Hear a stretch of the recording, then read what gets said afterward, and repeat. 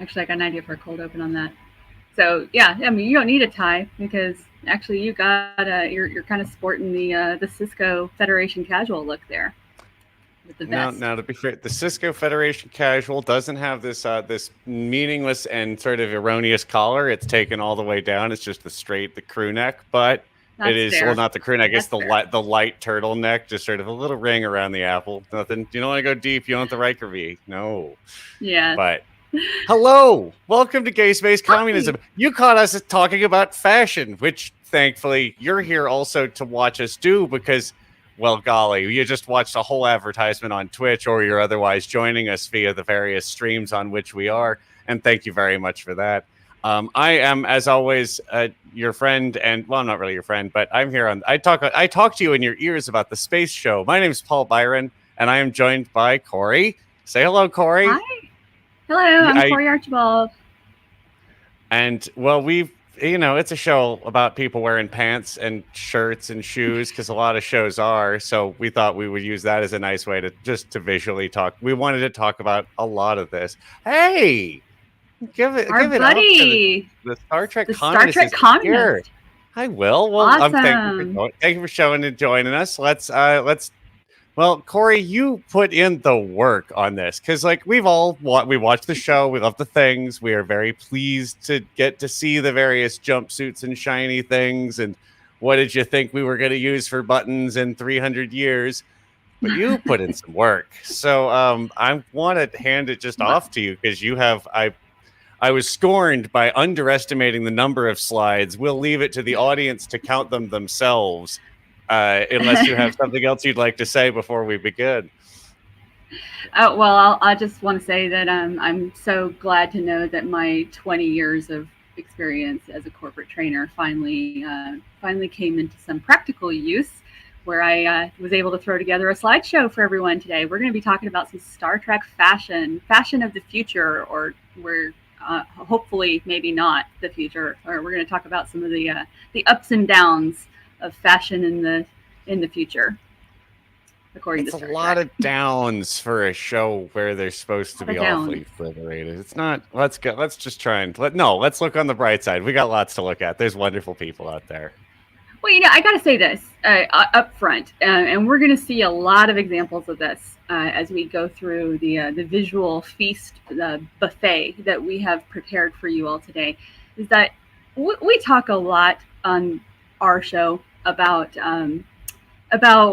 why we want to have this beautiful gay space communism future. And we talk about the failures of capitalism a lot, and how those are sometimes still manifest in the Star Trek universe. And we like to make fun of the axiom that capitalism breeds innovation, because it clearly doesn't. But I gotta say, when it comes to fashion, at least as the way fashion gets depicted in the Star Trek universe, capitalists might have a little bit of a point. um, I'm just saying. Yeah. And a lot of it's in So, Navy, and there's a lot of uniforms. But we dug deep, and well, not that deep, but we found because you could go weirder and worse. But we found yeah. there's a lot of civilian clothing out there to be worn, and let's see how it goes. Because sometimes they're just a guy in a leather vest that runs a coffee shop, but most of the time it's not. Right. Yeah. Well, we do have some good stuff for you. If you want to, let's go ahead and get the screen up. Let's see. 1 second. Oh, there's jumpsuits, there's tunics, there's jerkins, gear. Yeah. How you pronounce it in the comments? That's a fun game to play in text. Let's see. But it's I'm sorry, y'all. I'm working on getting the screen up. Up there we go. Awesome. Okay. So we are going to start with one of our favorite fashion icons in the show. Not only is he a very fashionable man himself, but he is also a maker of fashion. Let's talk for a minute about Garrick. Now, You Garrick literally couldn't is, do this episode without having this at least be first. We have to start here. Okay, yep. Taylor, he's awesome. He's I great. mean, Look at him go. the simple tailor, just a simple tailor, He Garrick, just you know? works here. It's just a store. Garrick's. It's right down the street by Corks. You see it on the promenade. It's got the big sign. We do 5 suits for $5.99. Yeah, one of the things that's really interesting to me about Garrick is that if you look at a lot of the Cardassians in the show, they tend to dress in very drab colors, lots of grays, lots of like brownish grays. Not a lot of imagination in the Cardassian color palette, or a lot of imagination in the cuts and the styles. But Garrick is definitely an exception. I will say, whatever other careers he may have had, he definitely is a gifted tailor. I appreciate the interesting lines and cuts on his clothes. This is not one of my favorite looks of his. It's one of the earlier ones. What? He's very Popeye the Sailor Man. He could be, yeah. No, but it's the not. one on the right is a lot more interesting, I think. It's got nice lines on it and good colors, good contrast. I like that. A lot more adult and dignified of a look. It's true. The burgundy does speak, it's a lot better than the wide horizontal stripes in almost any situation. Yeah, horizontal stripes don't look good on anyone. I will die on that hill. I know there's some people out there that have a perfect physique for it, but I just don't think it's an attractive look. Not for me. So there's a big notable exception though to the general rule that Cardassians are not the snappiest dressers, and that happens to be this little group of rebels. Really, actually, the whole bit is about them rebelling against the direction of Cardassian society. This is Quark's girlfriend who shows up and has her students that she's taking on. Hey, baby, I've found myself a little batch of terrorists. These are them. Can we all hang out? This guy has even more shoulder to neck ratio than our normal situation. But they are snappy dressers. I will give them that. Yeah. Even when you look at Zial, I mean, she's one of the more showcased Cardassians, and even she wears a lot of these kinds of colors that we're talking about, these muted colors and high necklines and very kind of conservative tones. So the austerity of fascism. I mean, these, you got the color swap is Well, and the other interesting thing about Garrick is that we don't get a lot of it in the show. In fact, I had to go pause a few videos and grab stills to get this. We do get to see little snippets and pieces of his wares that he's selling in the context of the show, but there's not a lot of actual demonstration or illustration of his handiwork, apart from just like background dressing. So here we got a few items that he's selling in his shop. You can see it looks like that's a Ferengi outfit here. That's definitely got a cork vest kind of that big buckle waistcoaty feel, which well, there's a bunch of them. They're gonna buy stuff. They're of the people that buy things. You should have some Ferengi outfits in your store. It's probably a good smart marketing. Good customer base there. Like their customers at all, if anything. It's good. But one of the things that does come out of this episode, and this is the same episode where Quark's girlfriend shows up, or his ex-girlfriend, or whatever you want to call her, this lost lover. Terror lady. Terror lady. A freedom fighter, Paul. Sorry, I apologize.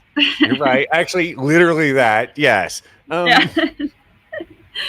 No, but this little green frock here, which we don't have a really great visual of, but it was the best I could do in terms of the screen grab. This actually is, according to Garrick, in the context of the episode, this is the latest Cardassian fashion. So it's got a little bit of a moss-colored green going on. It's interesting neckline, but other than that, not too much to it.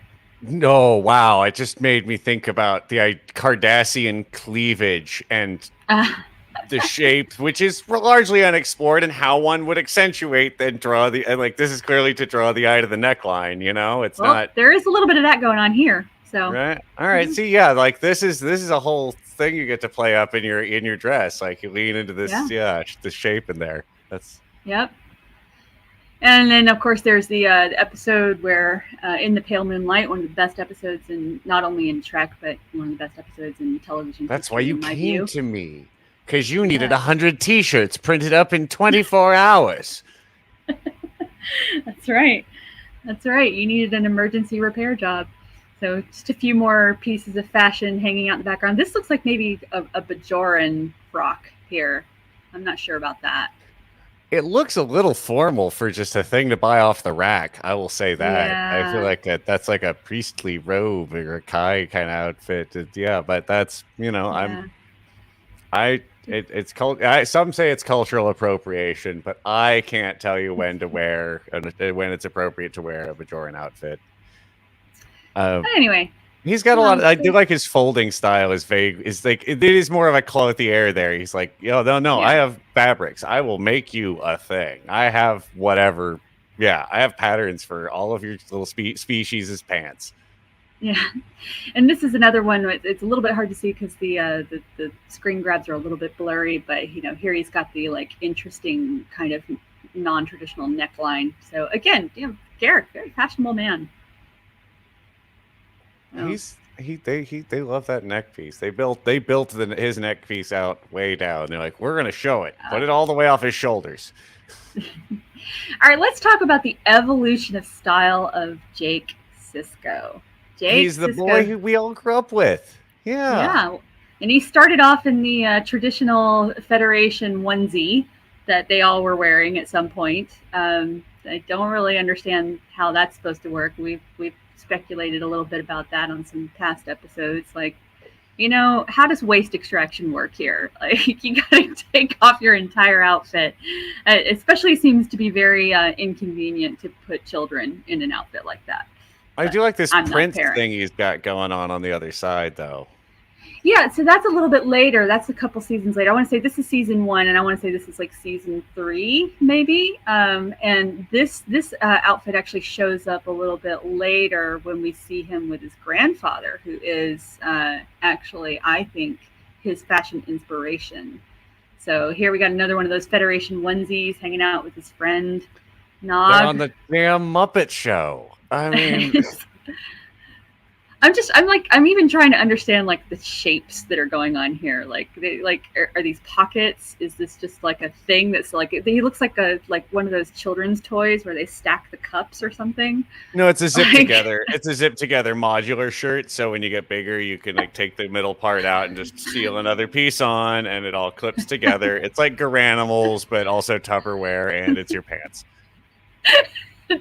Tupperware seems like a good inspiration for this particular outfit. Again, seal and stick. Yeah. Yeah. This is season 1, Jake, and this is I think season 2, when they are trying to figure out how to pilot the shuttle back to Deep Space Nine from the Gamma Quadrant. That didn't go very well. And they do really lean into giving like the Ferengi all dress in the same. They give him like a very big. Like, oh, here's your weird little vest waistcoat thing, and you got some. It's not the same. You don't get the like adult buckle yet, but get out there. The Ferengi they're super interesting because they wear these like great mixes of patterns and these bright colors, and there is a lot of continuity in the style of clothing, but it is unquestionable that Quark is the best dressed Ferengi in the quadrant. No question. Then why doesn't he have one of those little hats? Well, because he doesn't need it. Dang. Such a fashion icon. He's a rebel. He doesn't need the little ear flap, whatever it is.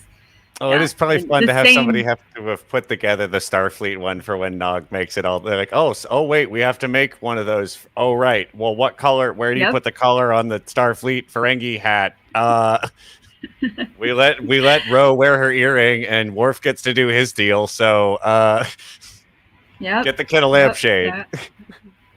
This same outfit for Nog got a lot of mileage. It shows up in a couple of the photos that I found that are included here and a few other places. So it shows up in multiple seasons, and I take it that has a lot to do with the actor, not growing the same way that Jake Sisko did. But this outfit from Jake is a very interesting choice, intermediary between his Federation onesie and his much more stylish look that comes up a little bit later.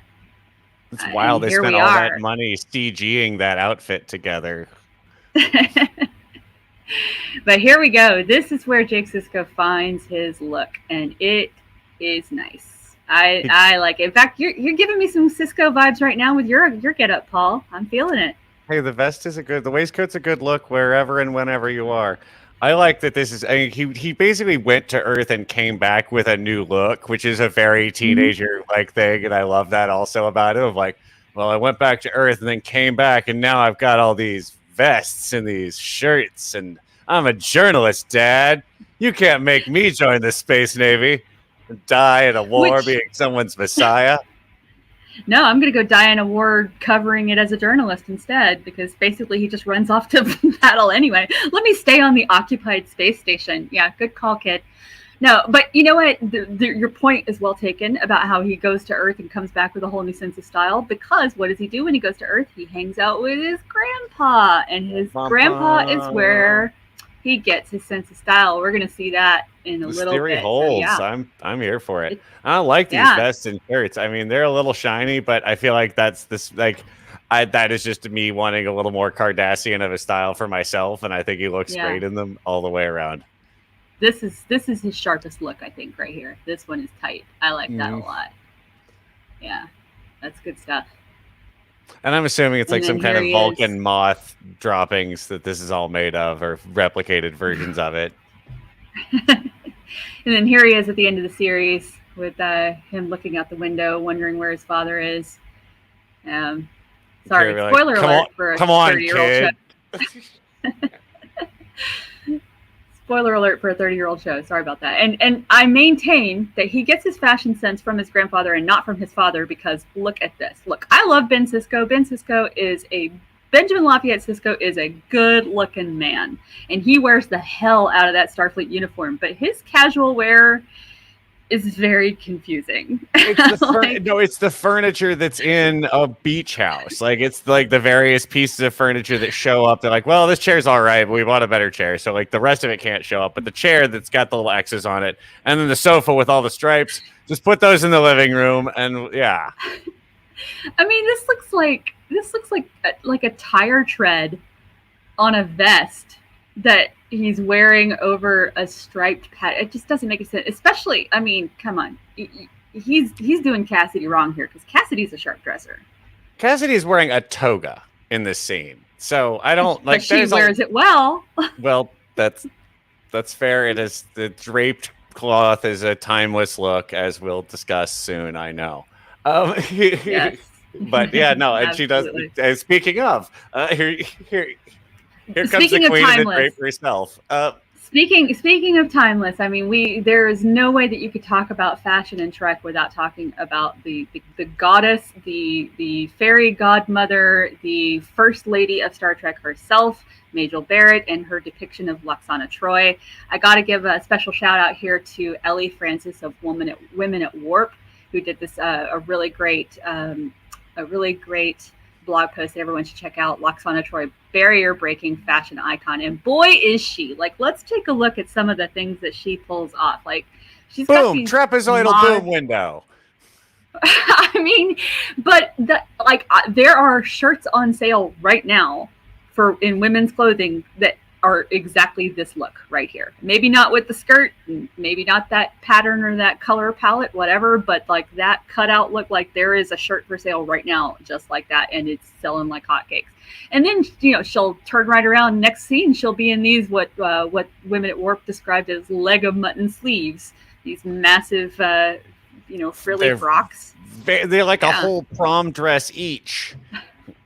I gotta say, one gives thing away about my age to let you know how prom dresses were then. I gotta say, those of you that have cats, I have cats. This sleeve right here reminds me a lot of a particular crinkle toy that is a favorite of my cats.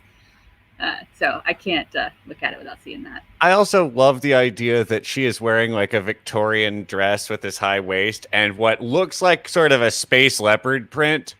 Because I want this to be as clashy as that would be, but yeah, no, she roll. Yeah, you can't. Don't leave her. Leave her alone. She'll cat you. She'll be super mean to you. And this outfit is an episode of Deep Space Nine where they have a bunch of diplomats that are visiting dignitaries. They're all like ambassadors, and they're all like dressed up in their formal, ambassador type wear. And this is how Lwaxana Troi shows up as the ambassador to Beta Z. which I love. Hi, I'm from the Cyndi Lauper scene in Mad Max. What are y'all doing here? You have one of what I see here is one of the Muppets from the Mana sketch is also joined us at the table. Hey, there we go. The drape, classic look. Yeah, no. So this is from the episode of TNG Menage a Troy, Hey. where they are kidnapped by a smitten Ferengi, and they take their clothes. But then he takes pity on her and allows them to have some kind of metallic blanket fabric thing to wrap themselves in, and she immediately turns it into this very fashionable wrap, and then by the end of the show she's actually like turned it into a full-blown dress. Like, look at that. That's how much of a badass she is. You strip her naked, give her some kind of metal blanket, and she turns it into a ball gown. Well, she's using a harmonics field to give her breasts sort of the natural up and out lift that you would only normally find associated with a standard issue Starfleet brassiere. Yes. Yeah. Or did you ever hear that? Go ahead. No, I'm not allowed to talk more about bras than that. So yeah. Go ahead, well, okay. Since you brought up bras in space, I'm just wondering if anybody remembers that story that Carrie. Oh my gosh, her last name just left my brain. Carrie from Star Wars. Told Carrie Fisher. Carrie Fisher. God, I don't know why her name. It's because that's not the program we run on. So yeah, it's fine. I like Star Wars, but sure. The story with George Lucas where she's like, why can't I wear a bra because there's no bras in space? Like, I'm running around shooting and a big floppy white dress is bad enough. Like, can I have something? Sure. Yeah, no bras in space. Yeah. You might suffocate. You're gonna choke on your boobs. That's when you know your show's been written by a man. I'm just saying. And then, of course, we have to look at all the fabulous hairstyles. Meanwhile, back on our progressive program. Right? I mean, this is all from the same show, the same episode. These are all looks that she carries out in a single episode of Deep Space Nine. I mean, this is just glorious. I love her so much. And she is equally beautiful in all three of those hair colors. It was probably a lot of fun to be in the hair and makeup team. You're like, oh, sweet. We just have to do 3 regular hair. Awesome. This is way simpler than our normal situation. Oh, yeah. I do like the amount of sort of paisley that's still in play in the far future and sort of that kind of swirls. Yes. Yeah. I got to say, though, love Lwaxana deeply, admire her tremendously, but not every look was a hit. I mean, okay, granted, this one was for a wedding that she ultimately called off. But there's also this. Like, how do you explain? Like, what is this thing on her head? I don't understand what this is. No, she's a centerpiece in a hotel, sort of like at the big table in a hotel, but like out in the middle room, so nothing can actually be done. You can't sit there or anything, but it just has a bunch of stuff on it, like fruit and like fake fruit, obviously, and then like some kind of weird, colorful fabric arts cornucopia of scorn. It looks like, but. Yeah, don't understand that at all. But not her best look, but still better than a lot of people that we see in Star Trek. It's hard to dress 1,000 episodes of television and make it seem, not just put them in some t-shirts like they sometimes have. Another thing that I love about Lwaxana is the way she adapts her style. So this is the episode Half a Life where she meets the gentleman who is expected to commit suicide because he's reached a certain age. And she starts off in her usual extremely colorful, flamboyant flair. But as she meets this very reserved man and falls for him, she starts to dress in much more muted and conservative tones to sort of adapt her style to his, which is just a thing that she likes to do. Well, meet him where he is. It's good diplomacy. Yeah. You don't want to outpace your colleagues. Yeah. Exactly. But she still doesn't give up all of her bling. I mean, look, she's still got the shiny, the shiny gold trim on the bottom dress, and she's still got the fluttery sleeves on the top one. So, and all of the earrings are a mile long. All of the earrings. Well, they shorten. Okay, they shorten over the timeline here, but still, there's a lot. Yeah. But this is her standard fare. Just this gloriously shiny, bejeweled, bedazzled boob window all this just fantasticness, just a complete and utter celebration of her body and how good she feels in it, and I love her for it. She is Waxana Troy is life goals through and through. It's so the reason she switched up her look when she was trying to mac on Odo is because all this to answer your question, Fiver McGee, is that everything she's worn so far has a fine mesh to it, and like really it's a lot of openings. The dress she wore is just a big, essentially a contractor bag, or an oilcloth, so it easily can hold any fluid. Just tie it together. Anyway, please move on. And she is, as I would like to say, she is always going to be the most fashionable person in the room, even when she's buck naked. And that's why we love her. So that is Waxana Troy. She's amazing. Hey. We do need to talk about Guinan, though. Guinan is a study in headgear. Like, here's 3 different levels of headgear from our buddy Guinan.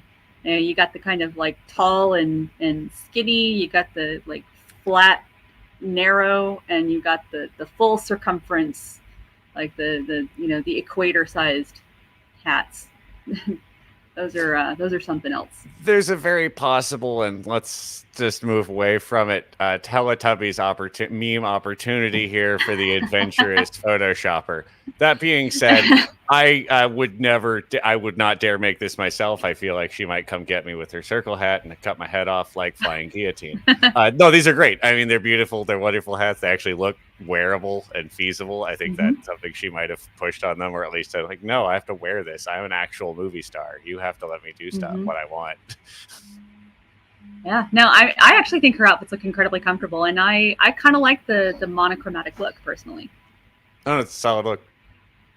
Hey, here's our boy. Here again, I got to give a special shout out to, I took a lot of pointers here, even some commentary from an excellent blog post by someone named Annika Dane. Annika, great name. Love the name Annika. Who wrote a great blog post called The Harry Mudd Fashion Project. And Harcourt Fenton Mudd, boy, is he's a study. Sorry, Paul, you want to... Oh, I mean, this image is, in fact, as it says, an excellent summary, because he's our gay space pirate. He's got his big hat. He's got, like, even from the very instant we saw him. But yeah, it's buckles. I mean, these are actually, like, the 2 on the right are lifted costumes straight out of the TOS episodes, and the outfit, like the epaulets and the sort of naval jacket is his look in the animated series episodes. He is all over the place. He's great. He's got a big hat. He has a big mustache. Nothing he does his regulation. It's all crazy weirdness. He's just some guy at the time who's like a dangerous guy. He runs around with robots, and he got married to hot arms traders and time loops.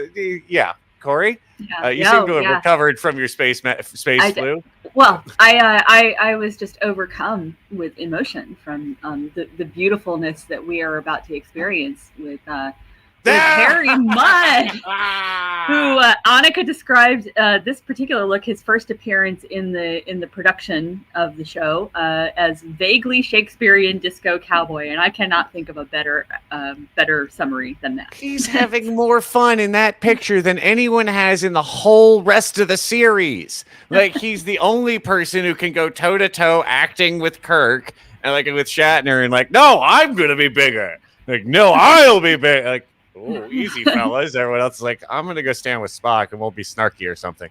I mean, the balls on this guy, if you'll pardon the expression. First, he almost runs into Kirk's spaceship, and then he marches in with his slave women that he's trafficking to minors. It is a dating service, ma'am. Yeah, okay, sure. Arranged marriages, whatever. A little bit of human trafficking, as a treat. And then he gets straight up and puts his boots on Kirk's desk or his conference table. Like, there's buttons on that. That's a machine. That's a computer. Yeah, like, dude, you're just begging to get thrown into the brig. Like, I don't know how he wasn't thrown into the brig immediately. It's just like, what the hell are you doing here? But he is glorious. And look, I mean, they just lean straight into everything about him. Yeah. Like Get the pick. Get the moose. That fluffy chest hair that continues to reappear and certainly shows up here in what is described as the sleazy Napoleon in I Mud, which again I think highly accurate description. We have other shirts, sir. We could give you one that has buttons or closes up and comes to the no. I gotta let the hair, have room to run free and breathe. That's half of the acting. And here he is in Yellow Submarine. I mean, his chest hair is so just prominent and prodigious that they actually drew it onto his animated figure in the animated series, which I think is fantastic, along with his comb over, which is just amazing. I mean, there's more lines on him than there is in everything else in this scene. Again, he is the most fun of anything that happens in this whole show. Yeah. But, we get to see a different side of him a little bit. It's actually not as much of a departure as far as like his look and his aesthetic. It's not as much of a departure in his earlier iteration in Discovery as I first thought. We talk a little bit about how his character makes the journey from this angry, dark character that he shows up in as Discovery to the jubilant gay space pirate that he becomes. He gets Joker-fied. He's fully Joker-fied by his experience as a prisoner of war. Yeah, it's true. It's true. Some but mirror you universe gotta guy say, abandoned him, and then I don't know. It's not like Harry Mudd was justified in his actions. But are you kidding me? But what we see here in this picture is clearly, although his the content of his character, or like I'd say his manifestation of his behavior, however you want to describe it, does change considerably between the timeline in Discovery and the timeline in the original series. His aesthetic is actually still pretty close. Like, he was pretty far down that road already. Yeah, if you put this in full theater lighting, that's a bright green jacket. Yeah. Well, you married a lady in a tracksuit made of diamonds. Wears layers and layers of jewelry, which I think is also just glorious. All the rings, yeah. Yep. And then I love this one too. This is the suit that he wore to invade his time ship. Yeah, to invade so that he could start to attack the Discovery crew. And she described it as the space version of the Tick, which I think is perfect. I mean, look at this helmet. What the hell? It was great. So well done in the episode too, because like the first couple of loops are that guy, and you don't figure out. It's not clear that it's him until a little bit later. You gotta wonder, did he rip the suit off of an Andorian? Maybe. Maybe. What else? What else is the antenna for? We've talked about what the antenna may or may not do, and those speak to there being pretty sensitive, tender vittles. Yeah. Well, let's talk about Quark. Yeah, King of the Clash. Yeah, I love it. I mean, I don't think anybody else in the universe could pull off the absolute train wreck of patterns and colors that Quark wears, and somehow still makes it look so right every time. So it's just amazing. I just want to say that the Quark collection was available. There was a Christie's Star Trek 40th anniversary auction in like 2006, and all of the stuff is largely still up with its list prices. The Quark collection 1 and 2 went for almost $12,000 total. I think it's worth every penny. Yeah. I don't know how tall Armin is and like what his build would be. I don't think I would fit these clothes, but that'd be worth it. It's a stupid thing to buy, but you're at Christie's auctioning weird, crazy crap. You might as well buy these outfits. I mean, yep. A couple of things I love about the Ferengi in general is that I love that they have the men love to wear nail polish. I think that's fantastic. And then you mean that the men get to wear anything? Yes, that is a treat for us. Yeah, that's true. There's a long way to get, and I didn't actually add any to this particular slideshow, but women's fashion in the Ferengi world, understandably at a disadvantage, but boy is it bad boy, is it bad. It does speak to their the lack of market efficiency there, because Yes. there's a market for everyone wants clothes, and I mean, yeah, but they like do love that. They're like, nope, we just lean into it. Yes, we're a culture of commerce, and yeah, I got all these patterns. Look where I got all these clashy ass patterns. I mean, could you imagine Loxana Troy taking Moogie shopping? I mean, that would be amazing. I would love to see Loxana Troy do a makeover on Moogie. I think that would be amazing. CBS, call us. Yes, we will write that. Yeah. I mean, Cork is such a fashion icon that this is how he dresses when he knowingly goes into a war zone. This is him at the battle that they have with the Jem'Hadar, and he's protecting his nephew who's been injured. Like, are you kidding me? This is how you dress when you go to a war zone. I love it. I'm wearing this now. I've been wearing this all year. It keeps all of my anxiety inside of me in a weird way. I totally love this. Cork is so great that he even here's a like a more subdued look, but you know, just still like everything he wears is amazing. But he even looks just amazing in Klingon garb. I mean, just look at that. Is there any other Ferengi that could pull off Klingon garb like that? I don't think so. I mean, I would hate to disparage the Grand Nagus Wallace Shawn, but no. Yeah. I know that's part of Wallace. I know it's part of the Nagus's aesthetic, but just as a casual viewer, that ear hair is tough to deal with. No, I love. Yeah, no. Armin Zimmerman wins a lot of prizes. Oh, here he comes, the hotel furniture himself. Neelix, I love him. I love Neelix. At least in the Delta Quadrant, they know about matching. We found this out.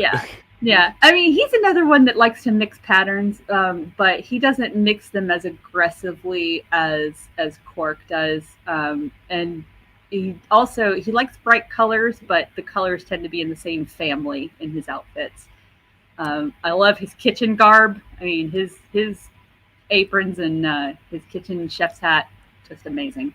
Always fun. Who wouldn't want to go eat whatever Neelix is cooking when you see him dressed like that? He made a little chef's hat because like, oh, well, they like a little chef's hat. Well, I guess I'll make one of those to make them feel at home. Well, and he probably also needed to keep some of that crazy hair out of falling into the food. Yeah, no, my head's real scaly. We use it as a seasoning. You think that's weird? I'm sorry. Yeah, but he also had some influence on his BFF, Tuvok. Got to influence his fashion choices a little bit when Tuvok was finally extracted from his Federation standard. Besties. So, I mean, look. This hurts. This frame hurts everyone's heart, and it rightly so. But like, damn. I mean, listen. Tuvok tried to fight it, but the truth of the matter is, by the time you get to the end of Voyager, the two of them really are very much affectionate friends.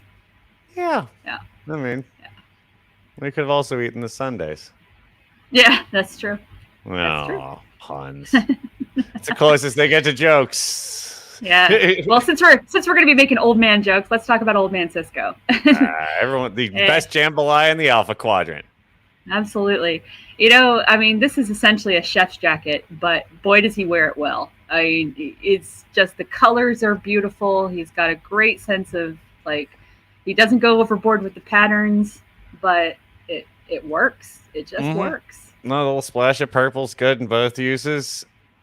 I mean, this is a picture of him younger with Ben's dad or Ben's mother, but even then, like you could see in his youth, he was still a snappy dresser. So, you know, he obviously had a good sense of style, and I maintain that is where Jake Sisko gets his fashion sense from. This is one of the outfits that we saw Jake wearing earlier, and you know, this isn't my favorite jacket of Sisko's, but you can definitely see the influence. It calls it they call it each other in that way, and the purple pop on coming off of on Jake there. Yep, yeah, it's a good thing Benjamin looks so good in his Starfleet uniform, because that's all he's got going for him. I'm sorry, guys. I gotta answer this email from work. I know we're all about to sit down to dinner, but let me just get I gotta answer my quick tricorder message from. Sorry.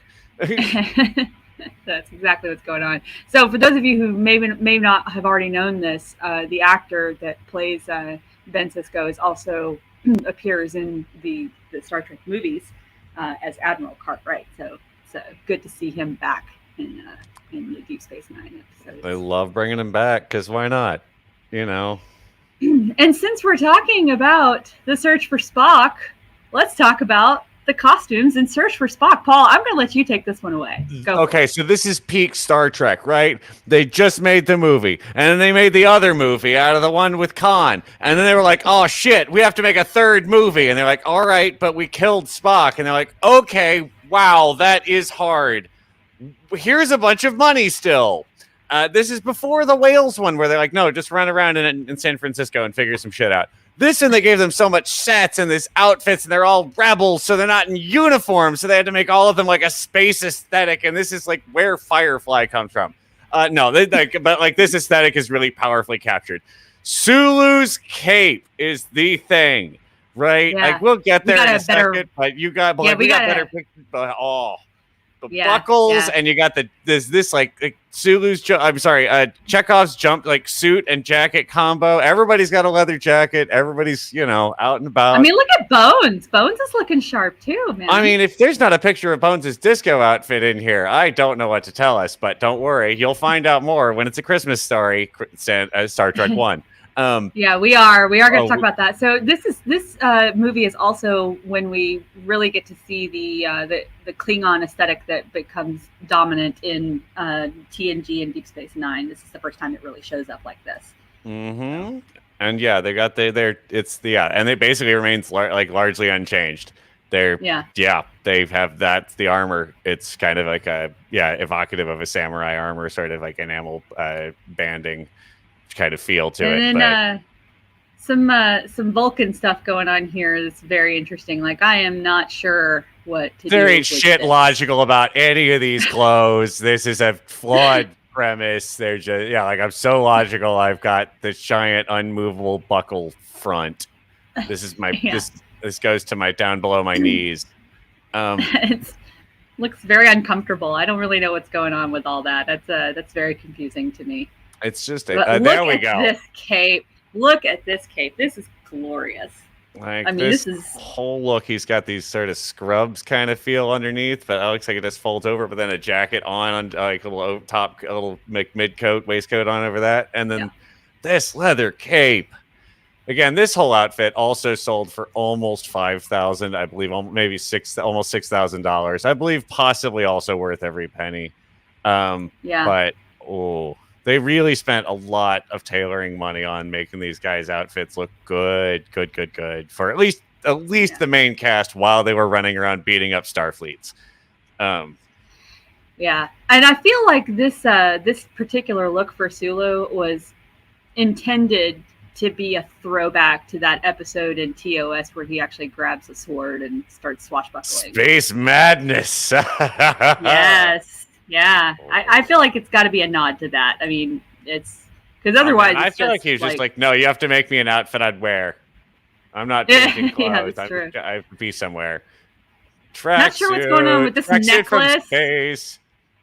I'm not sure what's going on with this necklace that Uhura's got going on, but her hair is beautiful in this particular. And her makeup too is tight in this particular shot.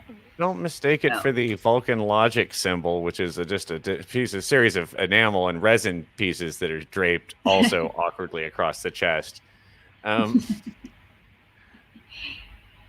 it's a little bit more of that general. Look at the way that cape closes. It's amazing. Yep. And then this is Kirk's this is his admiral getup, isn't it? And this is just the general purpose. Like, it is the upgrade on I think it's the general purpose officers wear. It's like very evocative of an old style military jacket. It captures the double breasting. Like, there's another flap inside there that comes open. It's got all the stock epaulets. It is sort of the thing that evolves most out of what our naval fashion looks like. Which is oh right, yeah. Why would you have a zipper? Like, that's weird, sort of. Is it? I don't know. What is weird? What's a good idea? I gotta say this though, this was not. I mean, I picked this picture so that we could take a look at Kirk's uniform. But what is going on with this one in the back? Like, what is this weird thing down the back of this outfit here? Like what is that? Oh, that keeps the taint aligned. You can't scan if your taint's not aligned. That's not. Have you never read the manual? No, I thought maybe it was a back brace of some kind, but just maybe some kind of strapping. But yeah, no, that's definitely looks. It's not. Yeah. Oh yeah, there's Leisure Captain. Yeah, there we go. All right. So those are the fashion icons that we wanted to highlight. We have a few categories picked out that we want to go through some of the best and the worst. The things we're going to look at here are either the things that are like just like straight off the red carpet, like I would wear this today, or like please put them in an airlock because this does not belong in. Well, you know, space this outfit. Put it out there with the rich. They can wear it. Yes. All right, let's start with. We like to keep it classy here at Gay Space Communism, so we're going to start with the best cleavage, and our nominees are the Duras sisters and the titty window.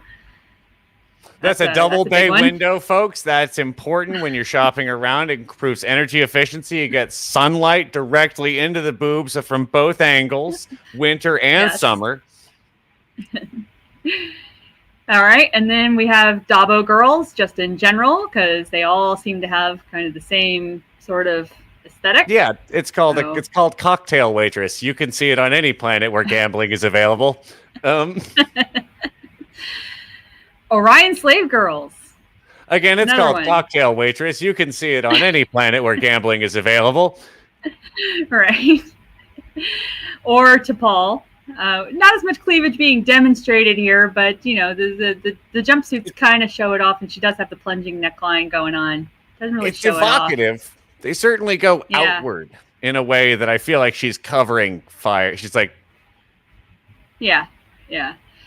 But then, of course, there is the queen herself, Luxana Troy. So, of our nominees, the Duras sisters, Dabo girls, Orion slave girls, to Paul, Luxana Troy. Who do we think's our winner? I'm going to give it to Luxana for making the boob window possible without even having anything but a emergency blanket, a Ferengi emergency blanket. Yeah. She just turned it she turned it into that bra in the top left corner of your screens, folks. I'm going to have to give it to Luxana too for this reason. If my rack looks half as good when I'm her age, I am going to be a very happy lady. Like, bless. She is amazing. I just love how body positive she is. She is. May your titties live long and prosper. Yes, absolutely. All right, let's talk about most formidable shoulder pads. We got a few contenders here. Cool fighting category. Yeah. Whoa. Coming out the gate strong with Tasha Yar's forgotten Romulan daughter from TNG. That's right. So they kept bringing her back around. They kept what? Yeah. Bangs on that lady, though. Yeah, the bangs are very severe. Her whole look is very severe.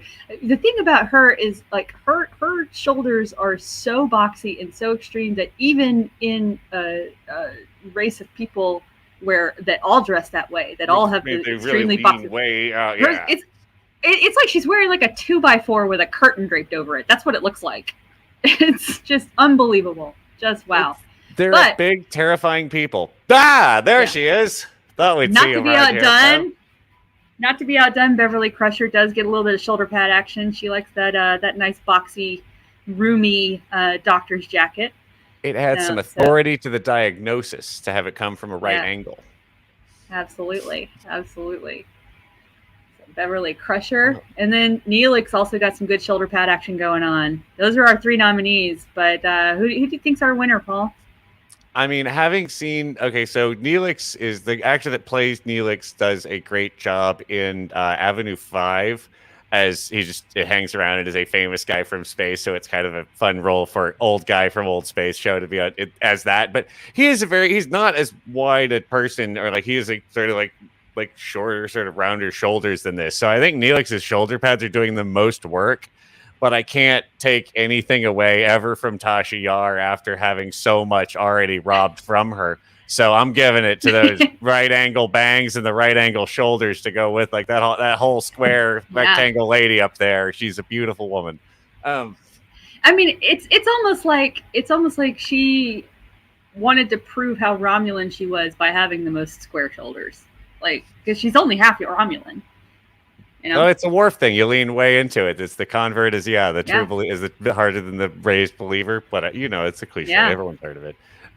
Yeah, absolutely. I think Sela's my winner too. You.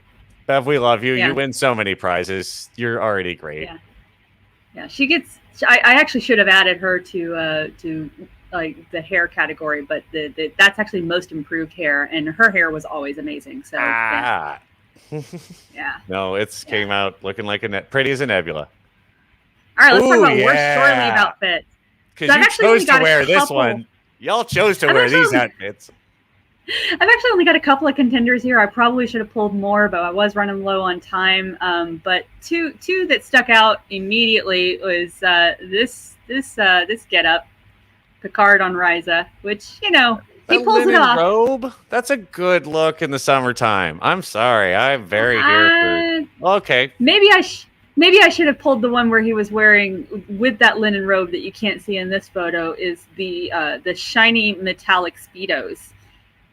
That not the best look, but that's maybe my opinion. It draws the eye towards the Patrick Stewart pulls it off. I'll give him that. But boy, this get up on Troy is it's a thing. It's something. I don't. Are you sure there's not enough pleats in the pants, fellas? Can we pleat the pants again? And I'm genuinely confused by the outfit. Like this episode starts off with them walking through a large botanical garden. They're on a walk through a garden. She's wearing high heels with black tights, black stockings, actually, not even tights, and this like bizarre dress that's half hanging off of her and is not even really a skirt, but still somehow has a bustle. I don't get it. It's a very confusing outfit. Is it a bifurcated garment?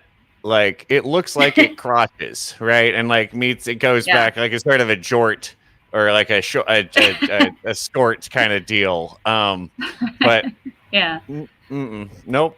No, she looks like a sconce. And like Will typically a snappy dresser, but not loving the cut of this shirt. It's that and the extra pleated high-waisted pants. Not really doing him any favors. Hey, what he needs is a big, wide, hairy mud belt. That is what would close that, like to bring that whole outfit to a center point. Is the big belt buckle on Harry? He was trying to teach us things. Well, I think true that there's what's evident here is that the actor is not as Jonathan Frakes is not nearly as comfortable with his chest hair as the actor that played Harry Mudd was. He should have just let it fly, honestly. Like that would have been much sexier. It's a different show now. We can't. So those are the only two contenders I have in this particular category, and I think out of this one, the winner of worst shore leave outfit has to go to Deanna Troi. Like what in the world with that? Oh no, that's not good. It's got a velvet sort of wrap around the middle. Like it is really mostly just a couple of bags. It feels just like a prom dress that somebody took a bite out of. I don't get it. Right? Yeah, like it just does not feel like that. I feel like the future should have more of its shit together in terms of evening wear and like walking out in the woods. When you consider that her mother is Luxana Troi, the fashion goddess of the Alpha Quadrant, like there's no excuses here. Yeah, no, that explains it. No? Yeah. How? Oh, it's just real. Like she's got to like not do what her mom does. That's why her and Riker get along. They're both like rebellious children whose parents are very fancy Starfleet or otherwise people. They're like, well, I'm not going to do it the way you do it, Mom, Dad, and I'm going to dress like an idiot and not be sexy, really. But they'll still write it that way because I'm the lady with boobs on the show. There you go. I mean, All prominent. right. Well, You know, you saw the other. You know what other outfits like Deanna Troy wears. yeah. All right. Let's talk about weirdest sportswear. Got a few Like, contenders here, and a you got some lot of weird them come sports. from. Yeah, a lot of them come from TNG. Let's start with this. This is what they wear apparently when you play Parisi Squares. This is what you have to wear, and I don't. Okay, it's Vaguely, yeah, it's Foursquare with guns, I think is the understanding. And what I do like about this is that you, in this very scene, you learn that Commander Riker believes that the sort of Parisi Square's designated hitter rule is bullshit. And they're yeah, going to go, they're kind of like, well, I guess we're going to go do that anyway. Shut up. yeah. Well, he's not really one to comment on sports because he also shows up in this gear, which is like I don't even understand what is going on here. This is very strange. These are the This is traditional the clothes you wear to beat up your dad on any planet in the Federation. yeah, yeah. It's don't really understand the purpose of that. Got some kind of Tron vibes going on, but not in a good way. Yeah, because it's definitely like it. There we go. Yeah. All right. So, we got two women on the show. What are we gonna do? We're gonna put them in some leotards and have them talk about boys. That's the '80s for you. Quick, burn the no. Have they invented the Bechtel test yet? Well, quick before they do, we'd better make a bunch of this. This is wow. Okay. Yeah. So those are the contenders we have for weirdest sportswear. What do you think is the winner here? Oh, I'm gonna call it those are just regular aerobics uniforms, and that at least seems mildly protective for a martial art for beating up your dad. And so it's got to be Big Blue. Yeah, like this the is Blue Man not, Group. There's no support on any of that. Like you're going to be flopping all over the place. You hit the ground, you're scuffing hard. This is not like a useful, like this is not good athletic wear. This is just. It looks like it would be slippery. It looks like it would be slippery. Like, like especially if you're, I mean, I'm assuming, I would hope it's some kind of moisture wicking thing. But, if you get sweaty running around, you got to imagine you'd be sliding around.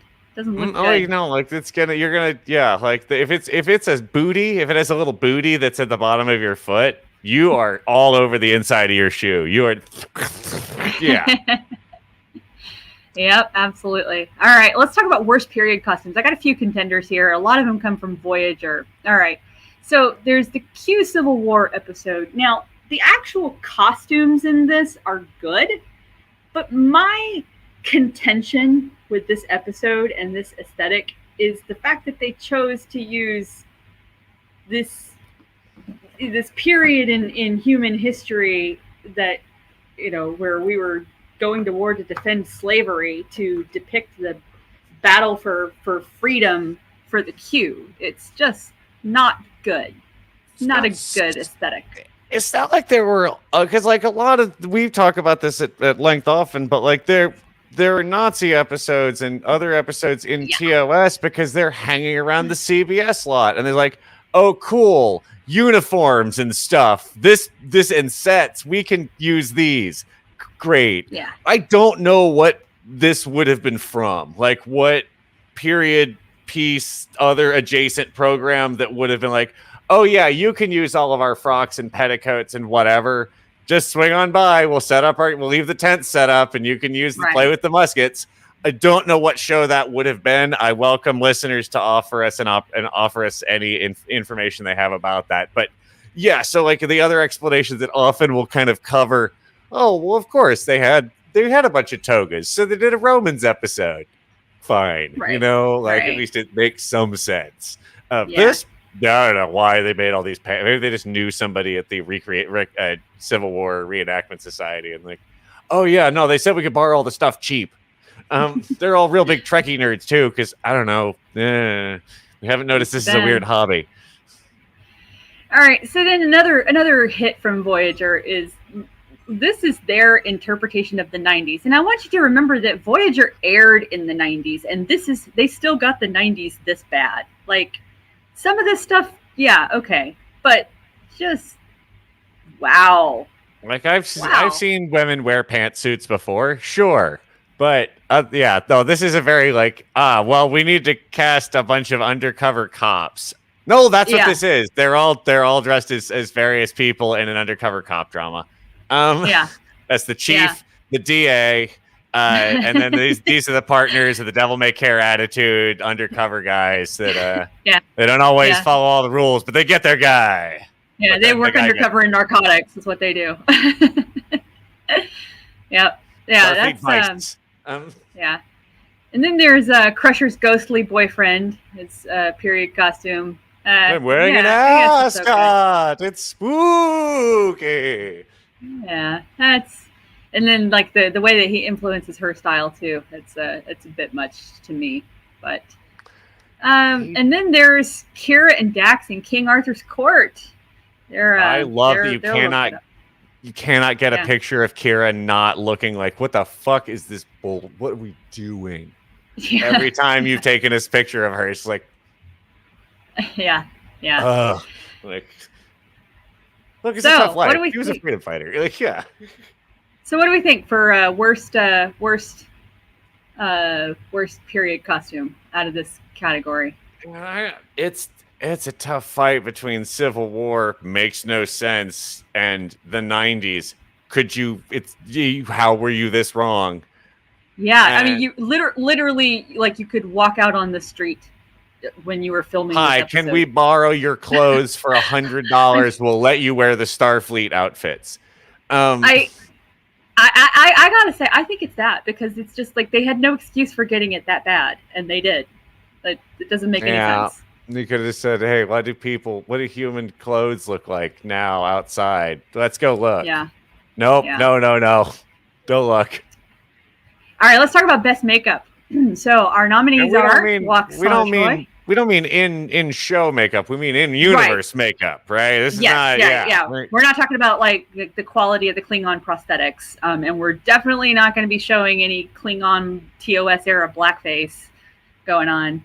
No, this is about terrible blending for start. That's fucking awful. No, it was not. Yes. Nope. Yes. All right, so our nominees for best makeup are Loxana Troy, Oh. and Loxana Troy. So, who do we think's our winner here? Change leader. Wait, the founder, the changeling, the founder lady. No, is that not okay? Never mind. I'll come back again with another one. I'll come back around in a second. Hold on. Yeah, I mean, there's only one. There's only one option here. I mean, most of the makeup in Trek is pretty terrible. Almost all of it's worn, and the rest of it is worn by Loxana Troy. So yeah, exactly. She is the glorious fashion icon. Let's talk about most improved hair. Now, there's some really interesting developments here. I want to show a few things here. Let's take a look. It's easy to forget how terrible Kira's hair was at the beginning of Deep Space Nine. Like, my goodness, what were they thinking? That is what. We were just doing whatever with hair back then. You didn't have to do anything to it. I was a big fan of the pixie cut, though. I like that. That's a good look for her.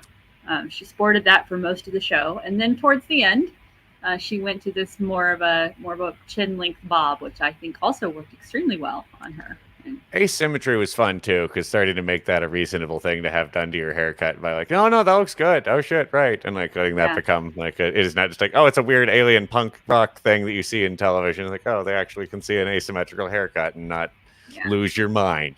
And the interesting thing too about this hair change in season 7 for her is that it gives her a softer look, and it coincides with her character becoming like softer as her relationship with Odo develops, and she, just becomes less of the like, I'm a former, terrorist freedom fighter, running around kicking everybody's ass. And a little bit more of the like, I'm here to actually run a space station and get shit done. Well, joining the O'Brien polycule will do that to you. That's true. All right, Deanna Troi. Season 1 hair, a lot of very interesting things there, but this was prominently featured. The high and tight bun bedecked with jewels. It's an interesting look. Yeah. It's space hair. She's from space. Yeah, space Yeah. hair. Yeah. Yeah. And then Season we get the 3 has just more. uninvited Yeah. me from her birthday party.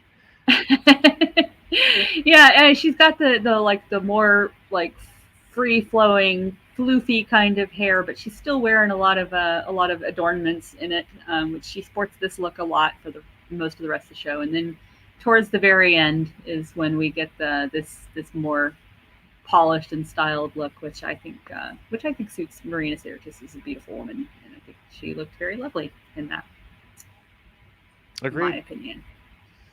Hey. Janeway. So Janeway really only had two hairstyles. And so that's why I picked season 1 and season 7, because the season 7 look, it came somewhere about midway through the series. Like sometime in the middle of season 3, she switched to this bob. And then at some point in the middle of season 3, she also switched back to this updo, which I don't know how that works, because if you cut your hair and you can't put it in the updo anymore. I got long hair. I know how this works, but You're saying she replicated extensions? She I used don't her know. precious replicator rations to make extensions instead of just get a hat. Come on, I don't know. I know. I don't know. But this bob that she gets, I think it's definitely more functional, because when she had the updo, every time the ship got attacked by the Kazon, she would have parts of her hair falling down, flying around. So this is definitely a much more functional look. They really let you know the character was distressed, though. Yeah, that's true. Like, that's how you know. Easy shorthand of like, oh no, my hair is some of my it's askewed. That's true. Like, and the more damaged Voyager was, the more disheveled her hair was. That's there was a direct correlation there. You put like a grease mark right there, it's over. That's right. That's right. Yeah. And then we got to talk about hair with Worf. I actually wanted to get a picture of Worf with his hair like down and free flowing, but I couldn't find a good one that showed it the way I wanted in the Deep Space Nine late in the Deep Space Nine run. But boy, he goes through some changes. Like, let's take a look at season 1, just to the end of TNG. Like, my goodness. That's a hard mass. That feels like if you topped it with your fingers, it would go. Yeah. And we got to talk about the facial hair too. I mean, the differences are subtle, but the mustache comes a little bit further in, and then it goes back out to the side, and the beard gets tighter, and then he's got this very like specific beard with the long drapey mustache in Deep Space Nine. It's a very interesting facial hair look. But I think it works on him. I like it a lot. No, I mean, it's a further and further commitment to the look. You're like, no, like, it's cartoon. Like, push the look hard. Yeah, like, okay, he's got a ponytail. Yeah, long ponytail with whatever in it. And like, yeah, make the mustache more curly and thick. Because hell yeah, he's an alien war guy. Get in there. And then, of course, our last contender. Patch, like, yeah. Yeah. Our last contender for this category is Loxana Troy. I'm going to say improve perfection. That doesn't count. Exactly. So I'm going to say she doesn't win this category because her hair is always perfect. It never had to be improved.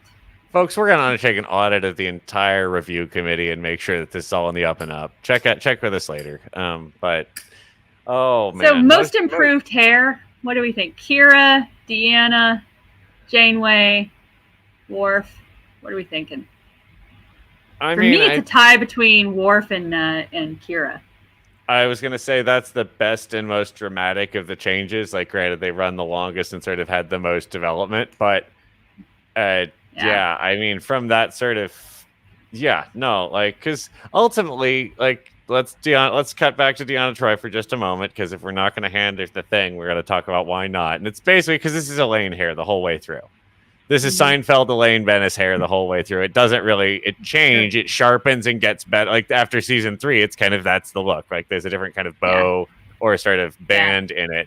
And why? Great, fine. She just has human hair. It's long. This is not a necessary part of her character, but it's ultimately she goes from yoga instructor to Elaine Bennis, and then rides that out until I think she still has this hair in Picard. So giving it to Kira or Worf, and it's gotta be Worf for me, because Kira's great, but Worf is pushed along that facial hair as the facial hair definition improving so much alone is huge. Well, I think just so Kira she's another one who, like, she got a look that really worked and kept it for most of the series and only changed it again at the end. Worf changes a lot. Of course, he goes across multiple shows and films, but the difference from here to here, it's got to be Worf. Worf is definitely the winner. Most improved hair.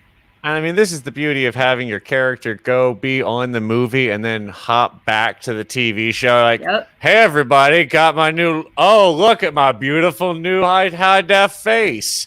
And they're like, oh, my loaf is still from, I didn't get to be in the movie, so I just have this from earlier. Okay. Yeah, so definitely. So we're getting close to the end here. We're going to talk about the best and worst Starfleet uniforms, and because we want to end on a high note, we're going to start with the worst Starfleet uniforms. Let's take a look. Let's dive right on in. Let's talk about Voyager's workout onesie. What is it with Starfleet and onesies? Honestly, what is it? The future doesn't have a belt buckle, or like a place to put its keys, or to take its genitals out to use the bathroom. I don't know. Like, maybe you just rip it off and throw it away.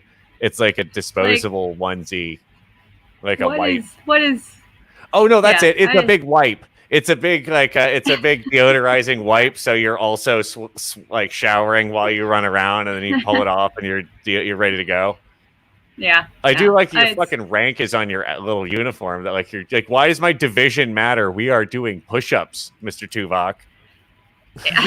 I mean, the thing about this that irritates me so much is that you would think with uniforms in particular that utility has got to be paramount in a uniform design.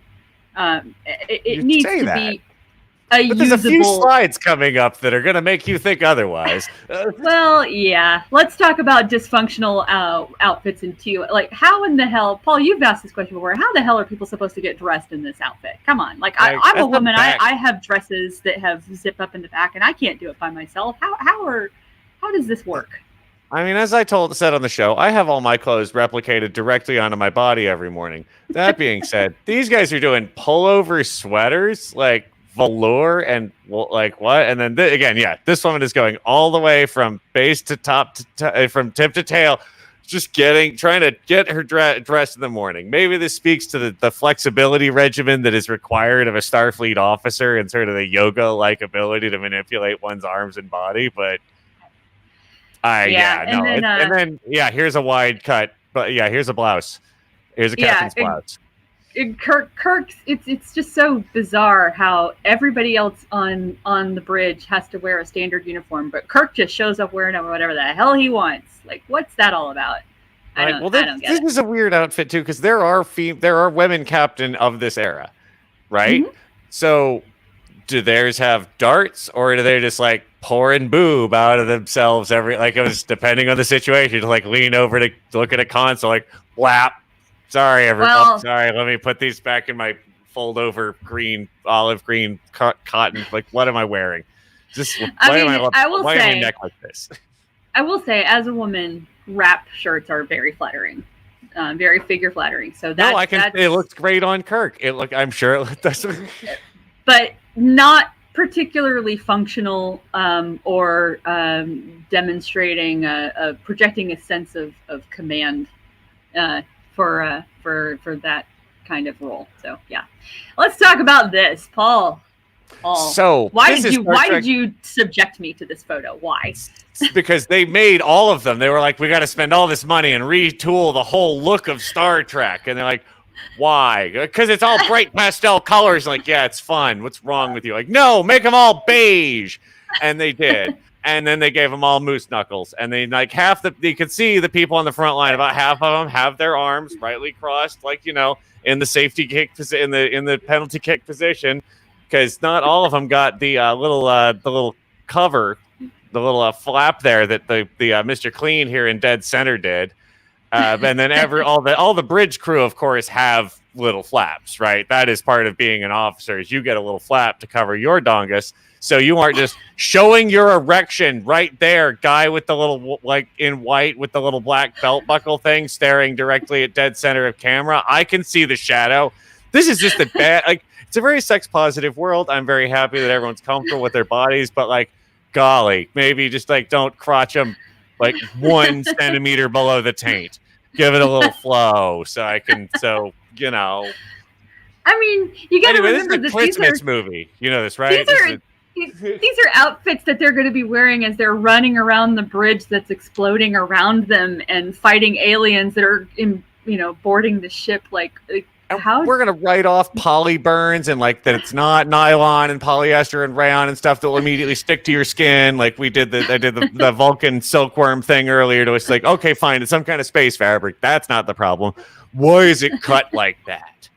Like, why would this be this is the work uniform. You design these for people to wear every day at work. They they get up, they put this on, they go, I am a big adult and I am in space. And they're like, oh, you can see the head of my wingus, and let me shake my pants a little bit. And then they got to go about what they're doing. That sucks. Like, what is how, like, so anyway.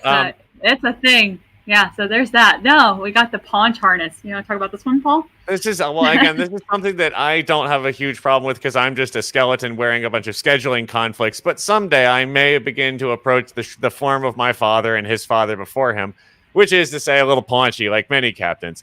That being said, Starfleet is ready to serve you. Much as you have served the stars, we have got the paunch harness with a square window, not the pointy. No, it comes down for no reason because it's like more of a bulletproof tactical vest than it is like just a waistcoat. You're not some ponce. No, you're an action old man, and you're going to go fight Malcolm McDowell in the desert. And for real, they do that, and it's fucking insane. That being said, this is it's just a weird look because like he's got room for your badge on it, so this doesn't go under your jacket. This is your whole jacket, and you wear then your little sleeves over it. But like you could have in any weight any of these clothes. There's no reason to remove fabric or like sleeves from them because you can make them at any weight, and it's sort of at that kind of whatever tactical fabric that would make them comfortable at almost any temperature. It doesn't make any sense except. Look, when you put a guy in a motion picture after 30 years of being in a TV show, it maybe gets a little paunchy because like he's been rich for like a long time. And the old guys, they get a little paunchy sometimes. Again, not me, not ever. I'm going to live forever. I'm just going to be a beam of light with no body. That being said, your favorite captains, get you a paunch harness. Yeah, so these are our contenders for worst Starfleet uniforms, and we certainly could have put a lot more of them, but we've kept you guys here for an hour and almost 20 minutes already, and we're gonna wrap this up soon. So we'll be back, but I've got oh boy. Yeah. So our contenders, once again, our nominees are the Voyager workout onesie, this just calamity of dysfunction from the original series, this moose knuckle parade, and the paunch harness. What do we think? What's our contender here? Worst? I love the paunch harness, so I can't fight. Yeah. I'm not going to tell you that isn't working. The back zip feels really inappropriate. Yeah, but I think this is the winner. The whole crew, everybody. Yeah. I mean, like, how are you even supposed to tell your science officers from your command officers here? Yeah, they're vaguely blue-gray. Yeah, I need Yeah. The Andorians are half colorblind. How are they going to be able to find people they need to talk to? That doesn't work for me. Definitely, this travesty is from the Christmas movie. We got to adult up. We're gonna see. That's the first gritty reboot move. Like that was the first time like, what about we gritty reboot the thing? Like you mean the fun cartoon thing? Why? Yeah. Oh, we're doing it. That's serious now. All right, let's close it out with best Starfleet uniforms, and I have a feeling that my first photo here is one that Paul is going to take a contention with because he actually submitted this for the worst Starfleet uniforms. And I overruled him because he is wrong. Because Cory made that is I didn't say that was worse. I say that's really? Okay. Oh, no. I did not want this as a worst. Okay. This is just an exemplar of cliche of like, well, if we're going to talk about Starfleet clothes, This is one of them because this picture is great. It's everywhere. It's fucking awesome. They made it. It's a no dart dress.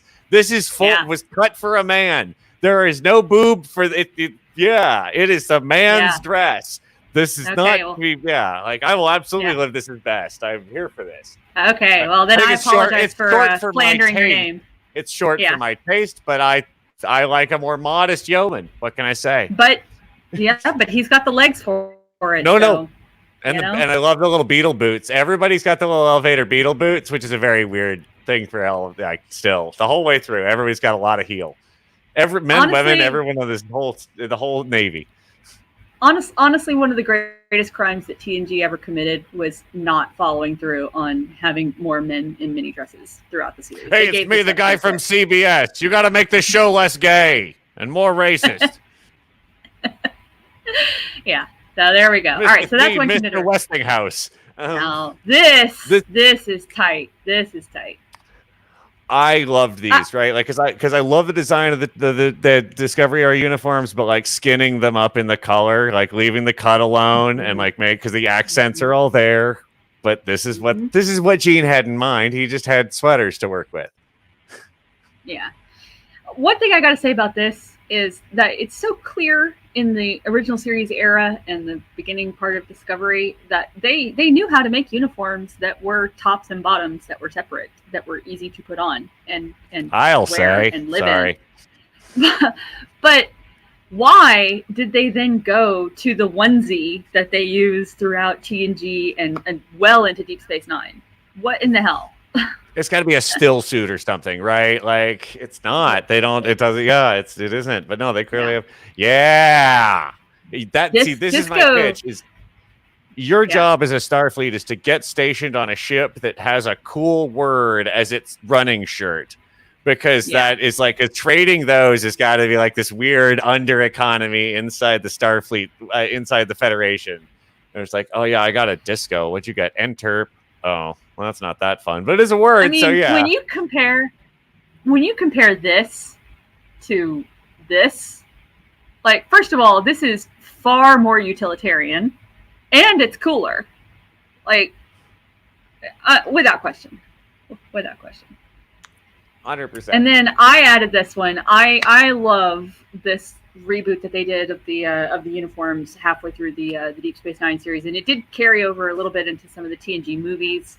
It shows up a little bit in the paunch harness that we talked about, but I love this. I think it's fantastic. This is the most uniform. This is the most military uniform of them, right? Like, it's a jacket. Yeah. It's a jacket that's generally just vague because that's kind of it's a military uniform. You're all the same guy. Get out there and die in the hole. It's like, oh well, right. It should not be distinctive. But your little collar is, and your little shirt does its job. But like, everyone's wearing roughly the same outfit because you're soldiers in a war. I like it a lot. I think it makes complete sense, or at least in a space navy or what. But yeah, like in the military, they sort of, this one looks most like a uniform, and I think flies the best because you can take the jacket off of it. It's that's a shirt and pants combo again. It's not in theory a full onesie. Yeah.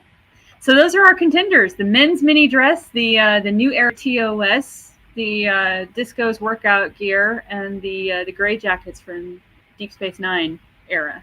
What do we think is the best?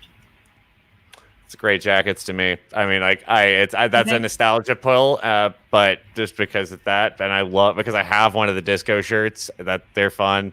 And the new TOS is a wonderful way to fold the thing in, and the representation of the dress being cut properly is its own thing. But no, like that is the one that the DS9 jacket is the look.